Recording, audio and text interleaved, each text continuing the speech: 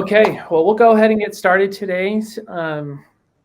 Today we're going to focus a little bit on some Canvas features. This kind of came up because talking with some teachers, and there were some features in Canvas new quizzes that they didn't know about or didn't remember about. How about that? And we're excited about, and they're like, more people should know about this. And so we're going to kind of talk about those to make sure that hopefully you can see some of these things that some Canvas new can do and helps you out. So here we go. So we're going to go into a Canvas course and into the new quizzes. And just very, very briefly, just in case you're not familiar with new quizzes, we'll go ahead and just click on the quizzes button and add a quiz. And you'll get this choice for using the classic or the new quizzes. And so obviously this is about new quizzes, so we'll click new quizzes.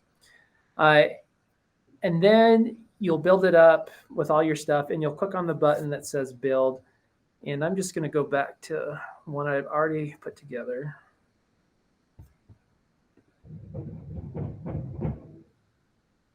And when you click on build for new quizzes, it'll look like this. You click on the plus sign to add a question, and you've got all these great options that are more closely aligned with like your end of year tests and those kind of things. It's the type of questions that come with there. So a lot of people like to use new quizzes to kind of mimic those end of year testing things to give the students more experience and practice in there. It's great for adding a stimulus like a text or a video or something that they can watch or read and then answer questions just on that one part. Those are some quick ways that people use it. If you have more questions about all these different question types and how they're actually used, that's not what today's session's about. But talk to your ILC. They'll be happy to work with you and show you how to use those types of questions and some ideas and innovative ways to put that together in your classroom. So what we did want to focus on is what is up here, options. And so we have the settings, reports, and moderate options that you can use with new quizzes. Okay, but let's go to settings, why we're here today. So when you click on settings, some people look through these and don't really pay attention to what's happening in these settings and don't know what they do, especially some of the ones that might have a little more to it than if you were just to read it, you would just think it just does that thing, but it actually does something more, if that makes sense. So we have our different types. These are somewhat familiar, just being able to shuffle questions, to shuffle the answers. If you don't want students looking over each other's shoulders and at the same question and having them in the same order type of thing, it's useful. You can always have it be one question at a time and allow students to go backwards, or if you unclick that, once they've gone to the next question and they're stuck on that question and they can't go back and relook at it. The access code is useful if you want to create a test and have it published, but only allow certain students to get into the assessment, or at a certain time in your class period, or if they do something first, like hand in a worksheet that's a review sheet, and then you give them the code and then they can go log into it.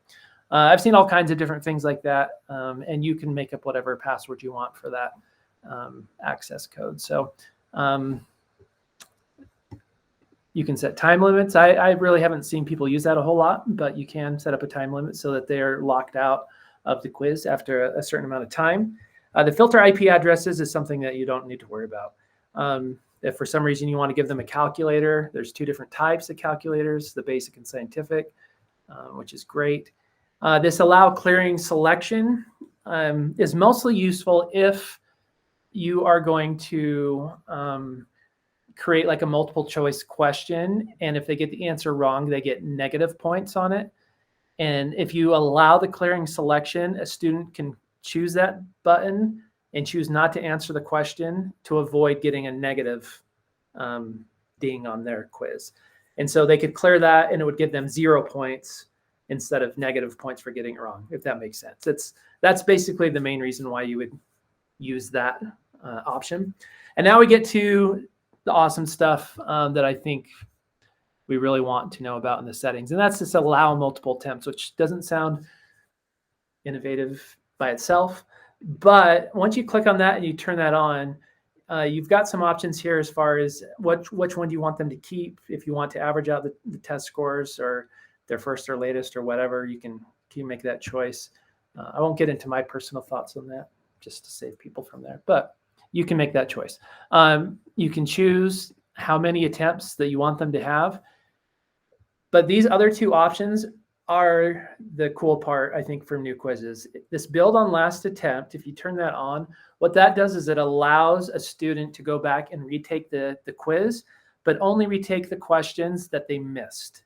And so the stuff that they got correct, it'll assume that they've mastered that question. And now it'll say, we'll just focus on these questions here that they missed.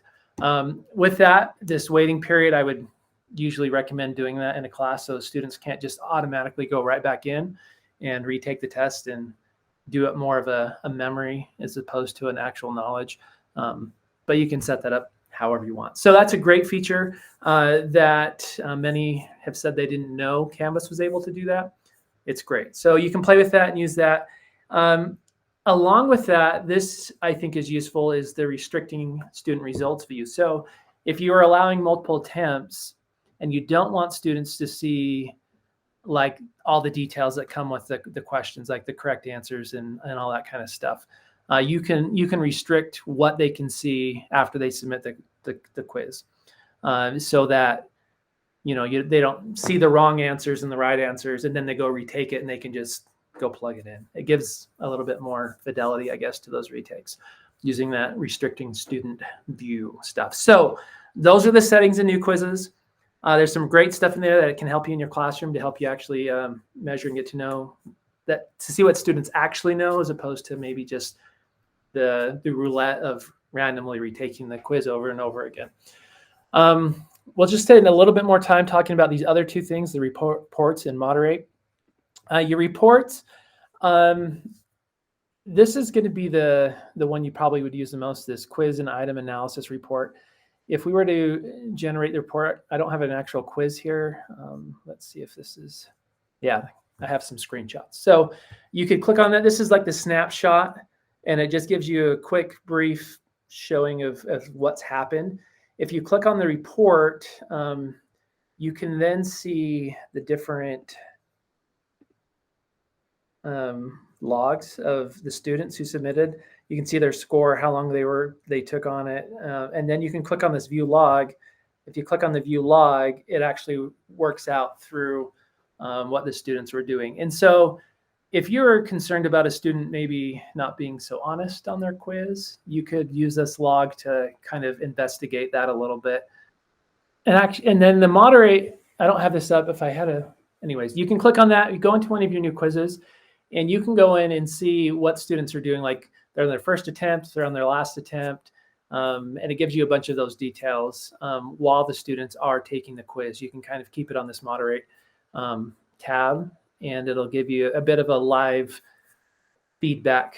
I mean, it's not perfectly live, but it gives you some feedback on what's going on in that quiz. So that is some features from new quizzes that we wanted to share with you, that we wanted to make sure our teachers knew about, just in case you didn't know. So, yeah.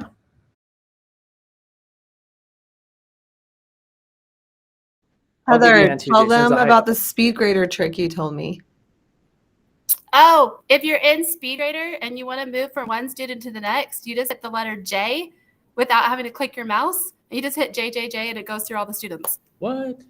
Letter J goes to the next student. What? Right? You don't have to use your mouse to click through. It's faster for me, so. All right. Well, thank you, Heather. That was awesome. Awesome tip. Okay, see you guys. Bye. Bye.